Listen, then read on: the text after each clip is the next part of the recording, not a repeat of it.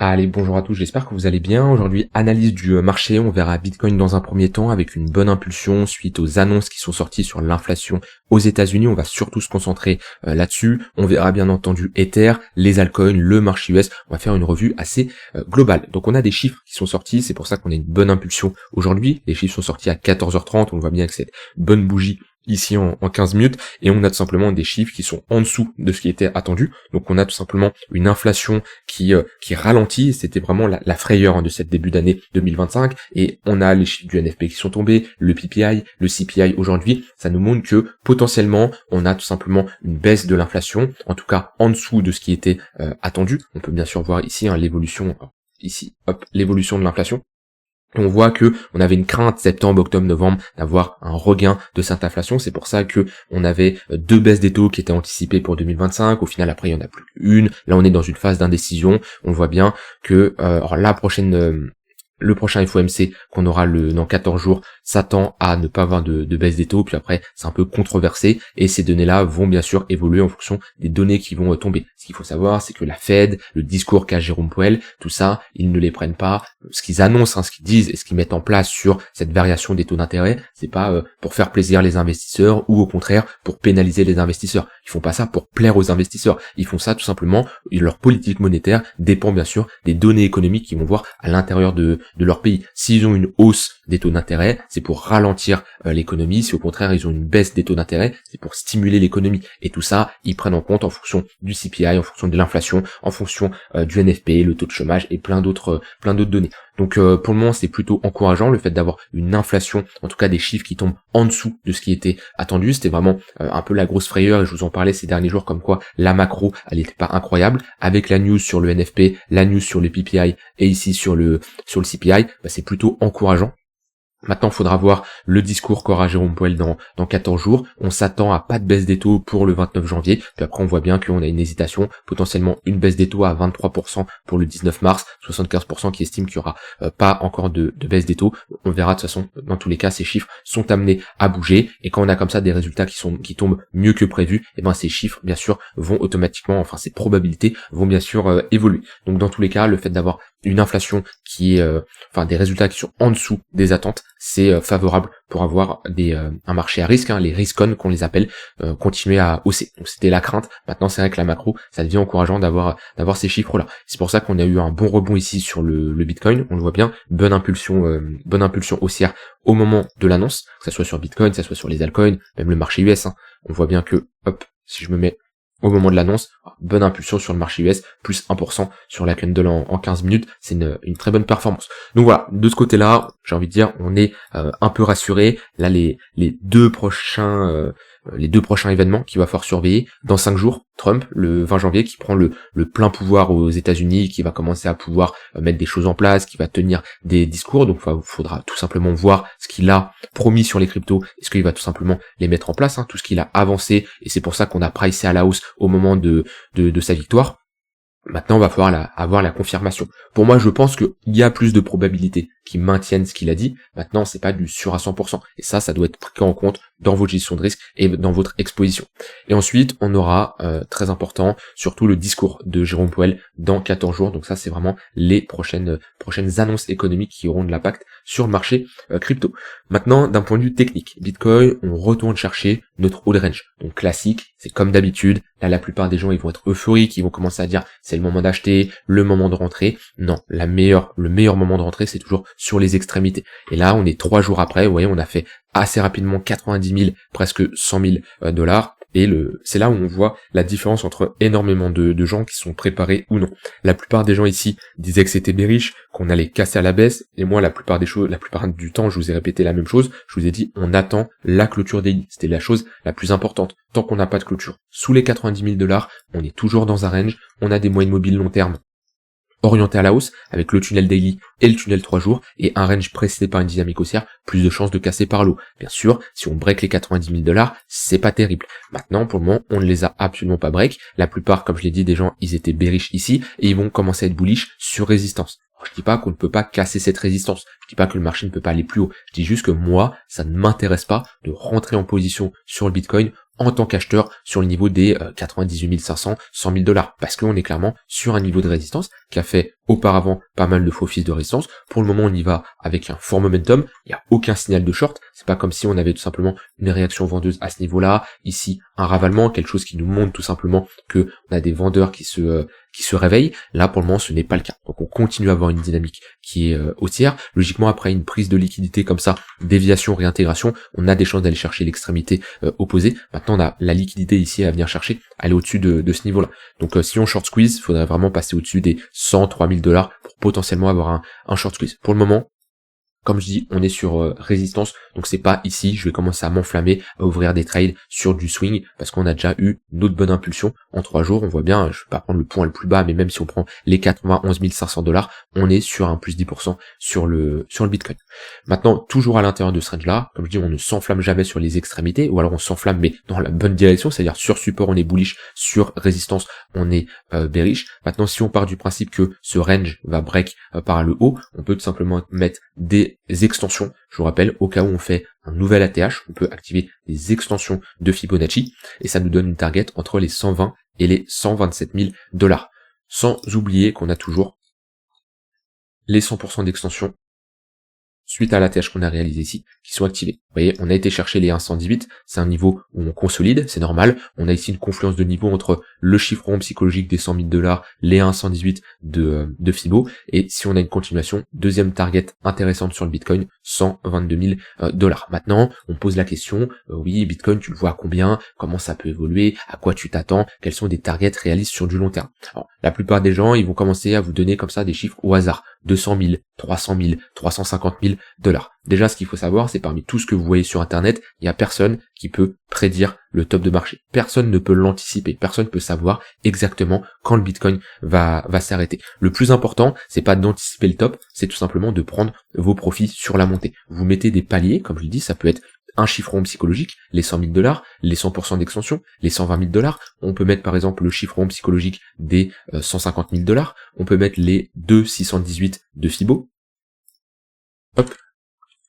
Hop, là déjà on a des paliers, vous voyez, on a une bonne confluence à ce niveau-là. Après, ceux qui maîtrisent l'analyse technique, ils peuvent prendre des profits quand on a un affaiblissement acheteur. Ça va être parce que on a tout simplement une perte du momentum, on va avoir une divergence baissière sur le MACD. Hop, je vais passer ici en weekly ou en daily même, voilà, qu'on commence à avoir une petite divergence baissière comme on a ici, voire ici une plus grande, on voit qu'on a un affaiblissement. Alors attention, un affaiblissement, ça veut pas spécialement dire un retournement, mais ça nous indique tout simplement qu'on a une perte du momentum des acheteurs et qu'on peut potentiellement range. On le voit bien ici, on a tout simplement sur le cours des sommets de plus en plus hauts, alors que là sur le MACD, des sommets de plus en plus bas. Donc ça, c'est ceux qui vont un peu plus maîtriser l'analyse technique, ça peut être quand on a un ravalement baissier, comme on a ici, tout ça, ça peut être des raisons de prendre des profits. Mais la meilleure chose à faire, c'est d'avoir un plan qui est prêt pour la suite. Que ça soit si on casse par le haut, ou même si on casse par le bas, on peut pas exclure que ce range a 100% de chance de casser par le haut. Et le problème, c'est que souvent, quand le marché va à l'opposé de ce que vous avez imaginé, vous êtes bloqué. C'est là où, ça y est, vous commencez à être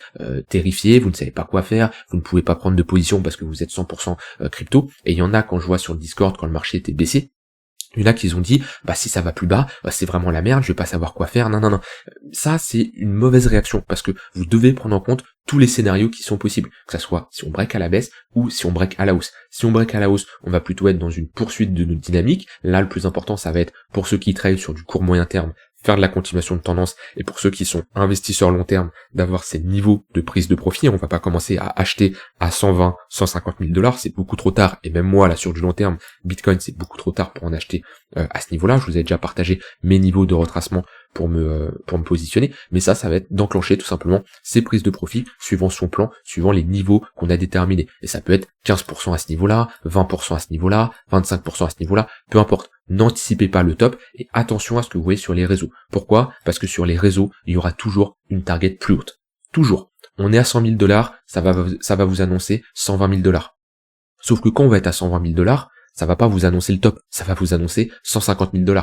Puis si on y va, ça va, etc., etc. Et ça, jusqu'à un jour, on va poser un top. Sauf que si vous suivez ce que les gens disent sur les réseaux, on top jamais. Et au final, à quel moment les gens vous disent que c'est un top? Eh ben, ils vous disent que c'est un top quand on a pris un 60-70%. Sauf que, est-ce que vous allez prendre vos profits après un moins 70% sur le Bitcoin? Non, parce que c'est trop tard. Donc ignorez ce que vous voyez sur les réseaux, personne ne peut anticiper le top de marché. La meilleure chose, c'est tout simplement de prendre vos profits sur la montée. Et bien sûr, on n'exclut jamais comme quoi on a une cassure par le bas, et là vous devez être prêt. Vous devez être prêt sur vos paliers d'entrée, c'est-à-dire à quel niveau vous décidez d'acheter du Bitcoin. Moi j'ai déjà partagé, 72 000 c'est un bon niveau, 50 000 c'est un bon niveau. Je ne sais jamais si on va aller chercher ces niveaux, j'en ai aucune idée, et mon but c'est pas d'anticiper si on va aller les chercher. Mon but c'est tout simplement d'avoir un plan, une stratégie, savoir à quel moment je rentre, savoir combien je rentre et avoir un curseur d'exposition qui est géré. Et c'est pour ça que je ne suis jamais 100% crypto. Actuellement, même avec le rebond qu'on a eu sur le Bitcoin, je me suis positionné, par exemple sur Ether, je vous l'ai dit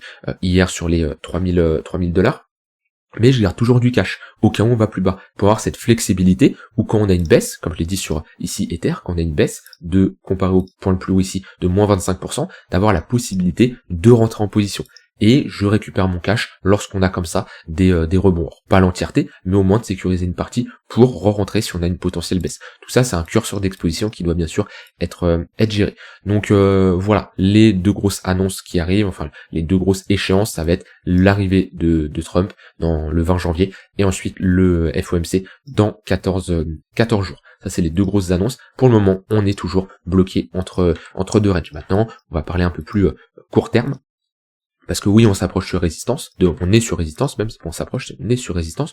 Je n'ai pas de setup de short sur cette extrémité haute, parce qu'il y a une différence entre aller chercher une extrémité haute avec une divergence baissière, avec un affaiblissement, qu'aller ici sur notre extrémité haute avec un fort momentum, et ça on le voit sur le MACD, on peut le voir si je mets des moyennes mobiles court terme, vous voyez, il y a le 15 minutes qui repasse au-dessus du 1 heure, au-dessus du 4 heures, là on a un fort momentum, et c'est pas un signal bearish. Si on commence par contre à repasser en dessous, comme on a eu ici, là oui c'est un signal, mais pour le moment, le 15 minutes fait office de support et il accompagne cette tendance. Donc je vais pas commencer à short sur résistance, même si c'est un niveau où techniquement on cherche des shorts, tant que j'ai pas de signal vendeur, d'affaiblissement acheteur, je vais pas chercher à rentrer en position.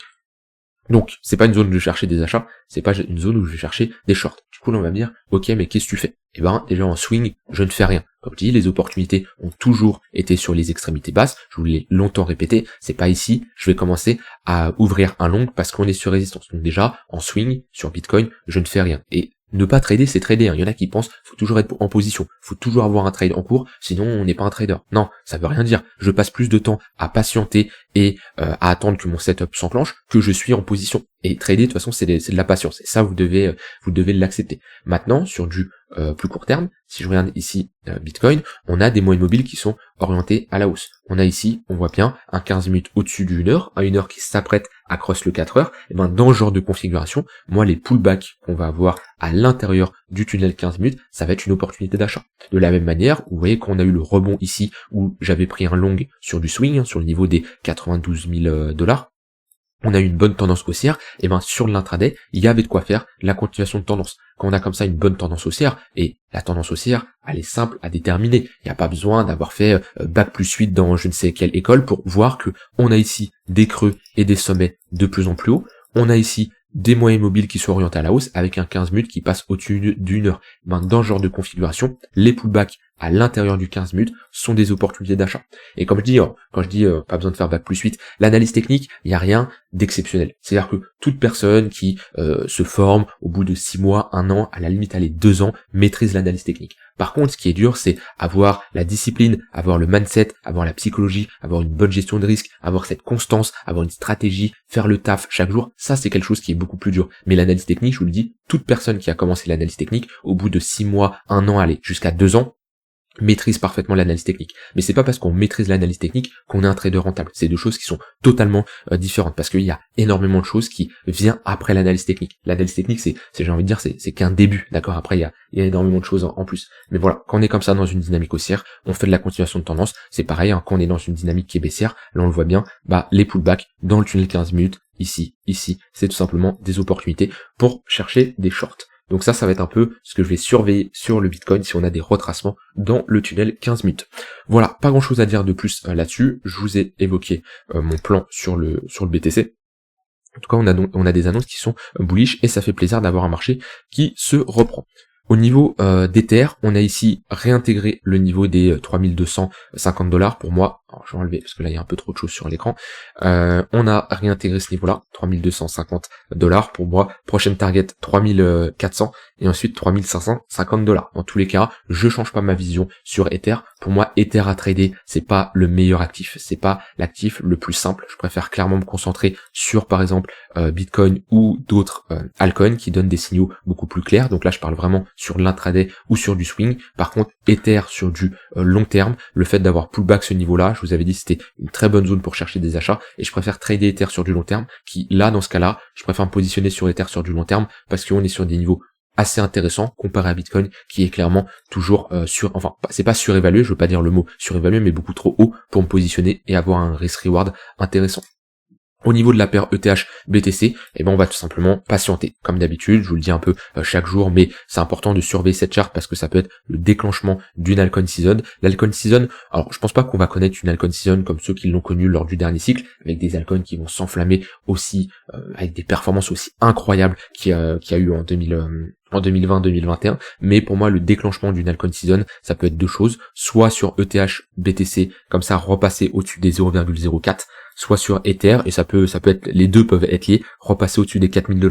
Pour moi, si Ether fait son break des 4000 $, déjà, il y aura pas grand chose avant la TH, et dans ce cas-là, on pourra avoir une altcoin season. Parce que sur la Bitcoin dominance, le signal pour moi il a été quand même donné. Le fait d'avoir eu ce rejet violent sur les 0,58 de Fibonacci au niveau des 60%, on a eu le rejet ici qui nous montre que ok, réaction vendeuse, attention, on a potentiellement une perte de la dominance sur le Bitcoin, parce qu'à ce niveau-là, la Bitcoin dominance, ça mesure quoi? Ça mesure combien Bitcoin mesure comparé aux autres altcoins. Quelle est la capitalisation de Bitcoin comparée à l'ensemble de l'écosystème crypto. Et si on prend Bitcoin représentait à ce niveau-là 60% de la totalité du market cap des cryptos. Et déjà c'est un niveau quand même qui est assez haut, et de toute façon pour moi c'est un niveau sur le long terme qui va tendre, alors pas vers zéro, absolument pas comme certains qui peuvent le dire, mais on reste dans une dynamique baissière parce qu'il y a beaucoup plus d'altcoins qui se créent. Donc avoir par exemple sur ce cycle-là une altcoin season et revenir chercher les 45% de Bitcoin dominance, voir vraiment si on a une grosse altcoin season les 40%.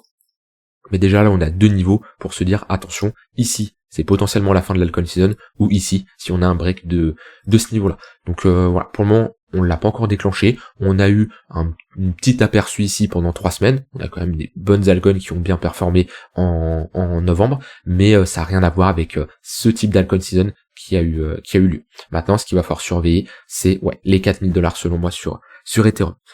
Au niveau des altcoins, dans ce genre de contexte, ce que vous pouvez faire, c'est de regarder les altcoins les plus fortes. Quels sont les altcoins qui ont le plus rebondi suite à cette annonce? Et quand on a comme ça toutes les cryptos qui augmentent, c'est simple d'être dans le bon flux. On achète et les cryptos performent, voilà, c'est pas très compliqué. Maintenant, si vous voulez vraiment faire de la perf et surperformer le Bitcoin, ce qu'il faut regarder, c'est quelle altcoin est plus forte que le Bitcoin. Et là, on peut regarder. Alors, si on prend par exemple la semaine, on va voir XRP, on va voir Doge, on va voir ADA. Si je regarde dans le top 20-50, on va voir Kaspa, XLM, WIF. Ça, c'est les altcoins qui performent bien. Vous voyez, WIF aujourd'hui, c'est une altcoin qui est forte. XLM également, INJ également. Le fait de savoir ça va vous permettre de voir, ok, quel altcoin a un flux, et un flux qui est beaucoup plus haussier que les autres cryptos. XRP, la vérité c'est XRP, je l'ai beaucoup tapé en disant que c'était pas un bon projet, et je le pense toujours. Maintenant, il y a ce que propose le projet et ce que propose le prix. Pour moi, XRP, ça ne m'intéresse pas à investir sur du long terme, et je ne regrette pas. C'est-à-dire qu'il y en a qui vont se dire, oui, mais tu vois, elle a fait une telle performance. Mais c'est pas parce que on a une crypto qui a fait une telle performance que c'est parce que le projet est bon. On a bien sûr des shitcoins qui performent bien, des memecoins qui performent bien. Il y a une différence entre la proposition de valeur du projet et le prix. C'est deux choses totalement différentes. Par contre, quand je trade, je m'en moque du fonda. Et c'est-à-dire, je peux très bien trader du XRP, je peux très bien trader du Litecoin, je peux très bien trader du EES, qui sont des cryptos qui ne font rien du tout, parce que j'ai un flux, parce que j'ai des confirmations. Et c'est deux choses, l'investissement long terme et le trading court moyen terme. Et sur XRP, il y a de quoi faire. Et il y a de quoi faire depuis un moment. Déjà qu'on a eu cette bonne dynamique qui était haussière, j'en ai souvent parlé, mais tous les ranges sur XRP à l'époque c'était en novembre, j'en parlais comme quoi on était dans des ranges précédés par des dynamiques qui étaient haussières, il y a plus de chances de break par l'eau. On a fait ici cette continuation de tendance avec les pullbacks dans le tunnel 15 minutes, dans le tunnel 1 heure. On est revenu chercher le tunnel 4 heures, on est rentré dans un range, mais là on est rentré dans un range long terme, mais ce range long terme, c'est exactement la même chose que les ranges court terme qu'on a eu ici, un range précédé par une dynamique haussière, plus de chances de break par l'eau. Donc là, on va voir tout simplement le même état d'esprit, la même stratégie, les pullbacks, dans le tunnel 15 minutes, dans le tunnel 1 heure, sont des opportunités d'achat. Jusqu'à où? Peu importe. Mon but, c'est pas de prédire le top. Mon but, c'est de me dire, on a un flux qui est haussier. Les retracements, ça va être des bons niveaux à payer sur des points de repère qu'on va identifier avec des moyennes mobiles, tunnel 15 minutes, tunnel 1 heure. Et jusqu'à où? On s'en moque. Si on rebondit ici, ça rebondit très bien. On se pose pas la question, oui, mais peut-être ça va top maintenant. Non, on a un 15 minutes qui continue à hausser. On joue le pullback. Et puis si on se prend notre stop loss parce que le 15 minutes ne tient pas, on passe à autre chose. Le but, c'est pas d'anticiper le top. On part toujours du principe qu'un niveau de support tient. Après, on a une zone d'invalidation, on invalide nos trades et on prend un stop loss, bien entendu, si le niveau de support ne tient pas. Mais voilà, XRP, c'est une crypto qui est forte. XLM également. Puis on regarde, les cryptos fortes d'aujourd'hui, c'est quoi? Bah, c'est les cryptos qui étaient fortes les semaines d'avant. XLM, ça a été une crypto qui était très forte pendant une longue période. Elle a plus retracé quand même que XRP, c'est la vérité. Mais là, elle redevient forte, elle repasse au-dessus d'un niveau de support quand même, enfin de résistance qui fait office de support maintenant si on le break, qui est ici. Donc on est en train de le travailler, à voir la clôture daily. Mais si on commence à s'installer au-dessus de ce niveau-là, ça serait plutôt pas mal. On pourrait faire ici un nouveau sommet. Mais ça pareil, c'est une crypto à surveiller. Pareil, mettez des alertes. On a un bon flux. On voit bien qu'on a 15 minutes au-dessus d'une heure, une heure au-dessus du 4 heures, ce qui est rare. Hein. Si je prends Ether n'est pas dans cette configuration-là. On le voit bien que le 15 minutes est toujours sous le 1 heure, le 1 heure est toujours sous le 4 heures. Donc ce qui nous montre que on a un flux qui est beaucoup plus haussier sur XLM que sur Ethereum. Et c'est pour ça que je préfère trader certaines altcoins que Ethereum, parce que le contexte est totalement différent. Algo également, on a un bon flux. Hop, si je me mets en daily déjà pour avoir le contexte, voir ce que ça a donné, on a à peu près la même charte que XLM, on repasse au-dessus de ce niveau-là, et ben dans les prochains jours, après un tel flux haussier, pareil, on met des moyennes mobiles et on fait de la continuation de tendance. Et notre but c'est pas de prévoir là qu'on trade comme ça, notre but c'est pas de prévoir qu'est-ce que va dire Jérôme Powell, qu'est-ce que Trump va dire, on est sur du court terme, il y a un flux qui est haussier, peu importe ce qui se passe d'un point de vue macro, fonda, on trade la tendance. Si on a une tendance qui s'inverse, si on a une inversion de notre dynamique, on prend notre perte, mais au moins on aura tradé la tendance. Et le but c'est que tous les gains, enfin la perte qu'on fait ne rattrape pas les gains qu'on a réalisés. C'est-à-dire que si vous prenez ici, hop, un trade gagnant sur ce pullback 15 minutes, on a à nouveau un pullback, vous reprenez un trade gagnant. Très bien. Vous avez ici un trade gagnant. Et que là, hop, on arrive, par exemple, parfait, on arrive ici le 20, et à Trump qui commence à dire ouais les cryptos, nanana, c'est fini, et hop, dump du marché. On prend notre stop loss ici parce qu'on a perdu le 15 minutes, on a un trade qui est perdant, le but c'est pas que ce trade perdant, il rattrape tous nos gains, et qu'on se retrouve en négatif. Absolument pas. On coupe rapidement les pertes, et on laisse courir les gains. C'est là l'importance d'avoir un bon risk reward. C'est-à-dire que quand vous rentrez ici, le but c'est pas de gagner petit, c'est pas d'avoir un risk reward de 1 pour 1. Non, on laisse courir les gains, 2 pour 1, 3 pour 1 minimum. Ici on prend un trade, pareil, on laisse courir les gains. Par contre, ici, le but c'est pas de se dire, ah bah allez, je décale mon stop loss. Au final, on se retrouve à risquer 2, 3, 4, 5%, et on rattrape tous les gains qu'on a fait. C'est absolument pas le but, et c'est pas comme ça qu'on se comporte. Et c'est là où, comme je disais tout à l'heure, il y a des gens, ils vont maîtriser l'analyse technique, mais ils vont pas avoir cette vision, ils vont pas avoir cette façon de raisonner, et au final, leur analyse peut être bonne, ils peuvent prendre des bons trades, mais vu qu'ils ont pas une bonne gestion du risque, une perte va rattraper et les mettre en négatif après 3, 4, 5 gains. Ça, c'est une question de gestion de risque. Donc voilà, vous prenez les altcoins les plus fortes, plusieurs manières de prendre les altcoins les plus fortes, soit on utilise comme ça un dashboard qui vous permet tout simplement de voir les altcoins qui performent le mieux, c'est un indicateur que vous pouvez retrouver ici, laissez-moi le trouver, Spaghetti by Rainbow Labs, Silvio, hop, ici, voilà, Silvio Berlusconi, vous pouvez le trouver sur TradingView, vous allez dans Script, et c'est cet indicateur ici. Voilà, que vous pouvez retrouver, vous l'ajoutez, ensuite vous le paramétrez, vous mettez tout simplement ici, hop, je vais dessus, si je m'en sors, tac, vous mettez les cryptos que vous voulez, la time frame que vous voulez, ici je suis en daily, ça montre tout simplement la performance des cryptos en daily, ici ça montre la performance de ces cryptos en weekly, et ici en monthly. Donc soit ça c'est la première manière de voir les cryptos qui sortent du lot. Ensuite vous pouvez mettre également des moyennes mobiles. Quand vous avez un 15 minutes au-dessus du 1 heure et un 1 heure au-dessus du 4 heures, c'est des cryptos qui sont fortes. À l'inverse, quand vous avez comme ça un 15 minutes qui est sous le 1 heure et un 1 heure qui est sous le 4 heures, c'est des cryptos qui sont neutres voire faibles. Et là quand je vois comme ça Ether, on reste sur une crypto qui certes a un rebond, mais qui reste faible comparé à d'autres altcoins. Et la différence est complètement, l'approche est complètement différente entre trader reversal, trader bottom et trader la tendance. Ici sur Ether, je peux trader un bottom, je peux trader un reversal. Par contre, je ne trade pas la tendance parce qu'on n'a pas une forte tendance haussière comparé à XLM où je vais trader la tendance. Voilà, je vous laisse avec ça, j'essaie de vous partager pas mal de conseils, pas mal de valeurs ici pour vous aider à naviguer dans ce marché actuellement, vu le rebond qu'on a et vu le contexte du marché. Attention à votre gestion de risque, c'est pas parce qu'on est comme ça, on a un rebond que ça y est, c'est to the moon et qu'il faut prendre des gros risques. On est quand même sur résistance, on est à l'intérieur d'un range et le plus important c'est toujours d'agir sur les extrémités. Donc soyez quand même prudents. Je vous laisse avec ça, je vous souhaite une très bonne fin de journée. N'hésitez pas à rejoindre le Discord en cliquant sur le premier lien en description et je vous dis à demain pour une prochaine vidéo. Bye bye.